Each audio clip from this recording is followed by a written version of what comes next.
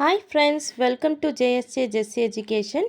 இன்றைக்கி நம்ம வீடியோவில் லைவில் என்ன பார்த்தோன்னு பார்த்தீங்கன்னா, application for TC from college after first year. So ஒரு சிலர் வந்து ஃபஸ்ட் இயர் முடித்தோன்னே இந்த காலேஜ் சரியில்லை, நம்ம செகண்ட் இயருக்கு வேறு எங்கேயாவது மாற்றிக்கலாம் அப்படின்னு சொல்லிட்டு டிசி லெட்டர் ரைட் பண்ணுவோம்ல.